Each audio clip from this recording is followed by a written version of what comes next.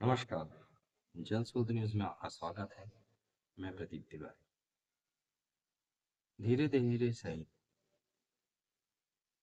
सरकार के कानून में शिक्षा की व्यवस्था और उसकी दशा और दिशा के विषय में कुछ हरकतें होती दिखाई दिखाई दे रही हैं।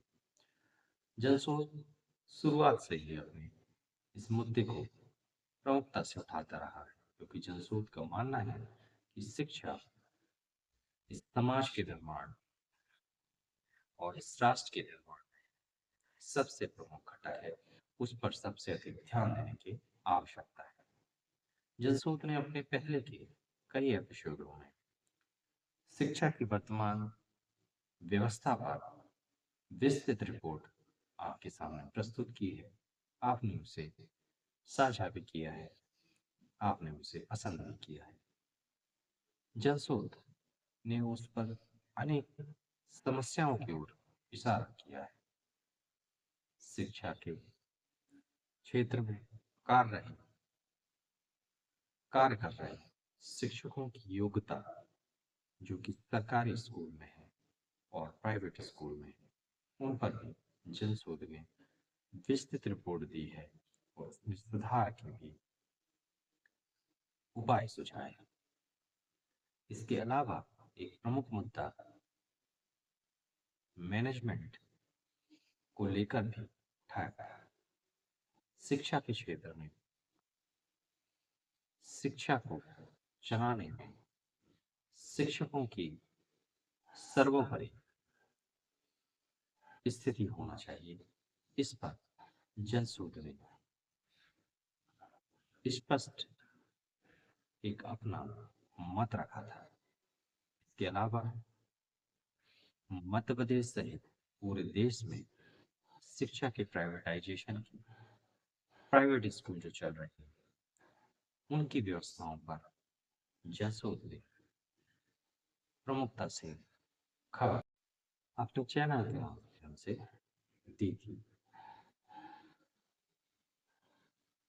अब सरकार भी इस पर सचेत हो रही है, जो खुशी की बात है। मध्य प्रदेश के शिक्षा मंत्री कह रहे हैं कि अब हम इस मुद्दे पर काम करने वाले हैं। इन मुद्दों पर हम कार्रवाई करेंगे।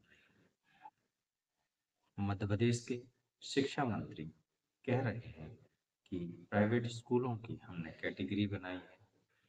पहले लाखों रुपए फीस वाले या बड़े आसामी पर लिस्ट किया गया है और उन पर कार्रवाई करने की बात उन्होंने की है। इसके अलावा उसके नीचे के पायदान और फिर उसके नीचे पायदान पर कार्रवाई सुनिश्चित करना नियमों के तहत उन्होंने कहा है कि सभी पर कार्रवाई होगी, जो कि एक खुशी की बात है। जनशोध ने शिक्षा के मुद्दे को प्रमुखता से रखा और इस पर अनेक रिपोर्ट अपने चैनल के माध्यम से प्रस्तुत की है। इस पर जनशोध ने सोशल मीडिया में चलने वाले मेमे का भी जिक्र किया था, जिसमें एक अभिभावक स्कूल में बैठा है और प्रिंसिपल से बात कर रहा है। तो प्रिंसिपल बोलती है, आपको ड्रेस स्कूल से लेनी होगी, किताबें स्कूल से लेनी होगी। और जब वह अभिभावक पूछता है और शिक्षा, तो प्रिंसिपल बोलती है कि उसके लिए आप ट्यूशन लगा सकते हैं। बात मजे की थी, कॉमेडी के रूप में इसको बनाया गया होगा शायद, मगर यह हमारी आज की वर्तमान शिक्षा व्यवस्था पर कठोर कुठाराघात करती है। इस पर सभी सरकारों को गंभीर चिंतन मनन करना चाहिए कि हम आज जिन नौनिहालों को जिस तरीके की शिक्षा दे रहे हैं, वो भविष्य में किस तरीके का भारत निर्माण करेंगे।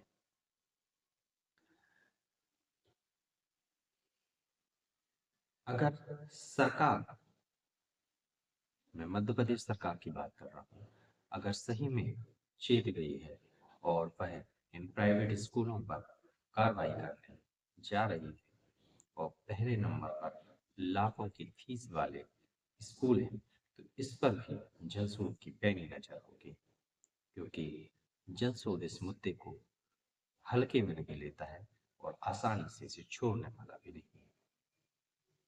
आप भी सरकार के नुमाइंदों और सरकार से प्रश्न कीजिए कि जब शिक्षा राज्य का विषय था तो इसे प्राइवेट इंस्टीट्यूशन को क्यों दे दिया गया, क्यों हम ऐसी शिक्षा व्यवस्था के निर्माण नहीं कर पाए कि वहां पर लोगों को बेहतर शिक्षा हम अपने सरकारी स्कूलों में दे सकें, क्यों उन्हें प्राइवेट स्कूल में जाना पड़ा, महंगी महंगी फीस देकर भी वहां भी बेहतर शिक्षा प्राप्त नहीं कर पाए।